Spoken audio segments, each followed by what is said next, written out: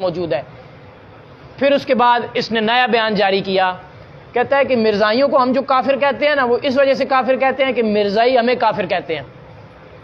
اور میں اپنا یہ گولڈن کوڈ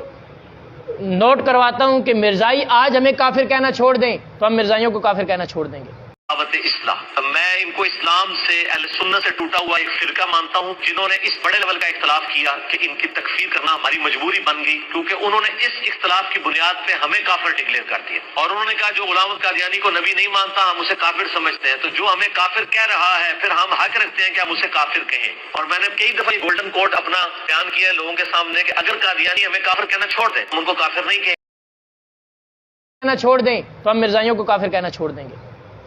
گویا کہ ختم نبوت کا منکر مرزائیوں کو نہیں مانتا، مرزائیوں کی اس وجہ سے کافر مانتا ہے کہ مرزائی اس کو کافر کہتے ہیں۔ حالانکہ دوسری طرف کیا کہتا ہے کہ اگر کوئی اپنے علم کی بنیاد پر سیدنا ابو بکر عمر رضی اللہ تعالیٰ عنہ کی تکفیر بھی کر دے تو وہ کافر نہیں ہوگا،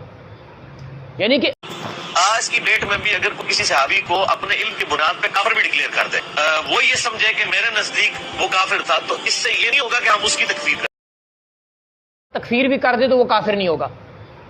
یعنی کہ ابو بکر و عمر کو کافر کہنے والا مرزے کے نزدیک کافر نہیں ہے، لیکن مرزائی چونکہ مرزا جیلمی کو کافر کہتے ہیں اس لیے مرزائیوں کو کافر کہتا ہے۔ اگر مرزا جیلمی کو وہ مسلمان مان لیں تو وہ مسلمان ہو جائیں گے۔ اتنا الو کا پٹھا ہے، اتنی اس کو وہ کہتے ہیں نا کہ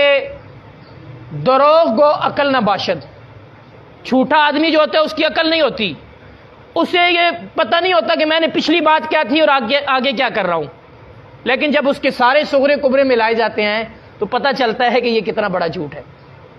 پہلے کہتا ہے کہ صحابہ کی تکفیر کرنے والا بھی اس وجہ سے کافر نہیں ہوتا، لیکن پھر کہتا ہے کہ قادیانی چونکہ ہماری تکفیر کرتے ہیں اس وجہ سے ہمیں کافر کہنے کی وجہ سے وہ کافر ہو جاتے ہیں۔ گویا کہ مرزے کو کافر کہنا کفر ہے، صحابہ کو کافر کہنا اسلام ہے، یہ اس کا اصول ہو گیا۔ اب اس بات پر جو ہے میں نے ویڈیو بنائی ہے یوٹیوب پہ، آپ کو مل جائے گی، میں نے اس پر حوالے دیے کہ مرزائیوں کا جو لاہوری گروہ ہے انہوں نے اپنی کتابوں کے اندر لکھا ہے کہ ہم اہل قبلہ میں سے کسی کو کافر نہیں کہتے، اور لاہوری گروہ غلام احمد قادیانی کو نبی بھی نہیں مانتا، مجتہد مانتے ہیں، غلام احمد قادیانی کو مجتہد کا درجہ دیتے ہیں، نبی نہیں مانتے۔ لاہوری گروہ کی تکفیر اس وجہ سے ہوتی ہے کہ لاہوری گروہ غلام احمد قادیانی اور اس کے پیروکاروں کو کافر نہیں کہتے، نبوت کو ماننے والوں کو، جو مرزا غلام احمد قادیانی کو نبی مانتے ہیں ان کو بھی مسلمان مانتے ہیں وہ۔ تو پھر اس پہ نتیجہ یہ نکلتا ہے کہ جو نہ مانے قادیانی کافر ہے نا، اور یہ لاہوری گروہ کے متعلق یہ ہوا کہ وہ کہتے تھے کہ قادیانی نبی نہیں ہے لیکن اس کو نبی ماننے والے کافر بھی نہیں ہیں، تو علماء کرام نے یہ بات پیش کی کہ یہ بھی کافر ہے، اس لیے کہ جو کافر کو کافر نہ مانے وہ بھی کافر ہے۔ یہاں سے یہ دلیل بھی پتہ ملتی ہے، جو نہ مانے وہ کافر ہے، یہ کوئی ایسی بات نہیں ہے کہ کہیں باہر سے آ گئی ہے یا کوئی کہہ دیتے ہیں یہ تو بڑی شدت کی بات ہے، ایسے نہیں کہنا چاہیے، تو وہاں سے بھی یہ بات ملتی ہے۔ پھر لاہوری گروہ کے مسلمان مان لو،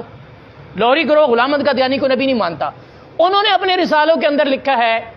کہ ہم اہل قبلہ میں سے کسی کو کافر نہیں کہتے، تو گویا کہ غلام مرزا محمد علی انجینئر کو لاہوری گروہ کافر نہیں کہتا، تو اس کے نزدیک لاہوری گروہ مسلمان ہوا۔ تو قادیانیت کی پوری سپورٹ اس کو حاصل ہے، قادیانیت کے لیے بڑی اس نے راہ ہموار کرنے کی کوشش کی۔ کبھی کہتا ہے کہ مرزا غلام احمد قادیانی